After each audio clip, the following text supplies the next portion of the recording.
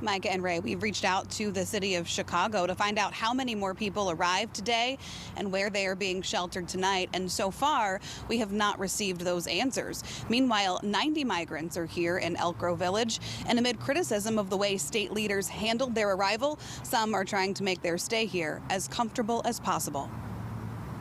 Work this way. Here go the silverware, salt, pepper. Michael Earhart feeds Chicagoans every day through his organization, Taste for the Homeless. And I got the call yesterday, and I thought, is this real? We stopped everything to make sure we can get out here. He says he cooked through the night for new diners. We got more meat over there.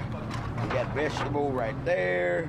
Migrants staying at the La Quinta Inn in Elk Grove Village. It's unbelievable when I walked in. When I first pulled up, I couldn't believe what I seen. We're here today showing that unity in the community. 90 migrants bused from Texas to Chicago arrived here Saturday. Elk Grove Village's mayor says he received no advanced notice or direction from Chicago or the state, calling the handling of the situation haphazard. That criticism mounting after Southwest suburban Burr Ridge's mayor complained he too received no advanced warning about the dozens of migrants sent to a hotel there last week. And this has to do not with we're picking some suburb, but rather there happens to be a hotel that's available that has the right number of rooms. Governor J.B. Pritzker responded Monday, placing the blame on Texas Governor Greg Abbott. Pritzker says Texas doesn't give Illinois a heads up about who's coming and when they'll arrive. We're managing as best we can, but the governor of Texas is sowing chaos around the nation.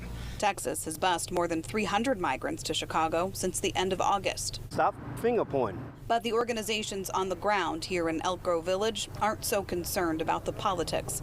Their focus is the people in need. No matter what race, creed, and color, they're still human. They bleed and breathe just like we do. Providing a hot meal along with donated shoes, diapers, and COVID test kits. Who's going to be there to help them, show them the way, feed them good food, let them know that Chicago is my kind of town. And he says he will be right back here tomorrow. Elk Grove's mayor did address the situation at tonight's village board meeting.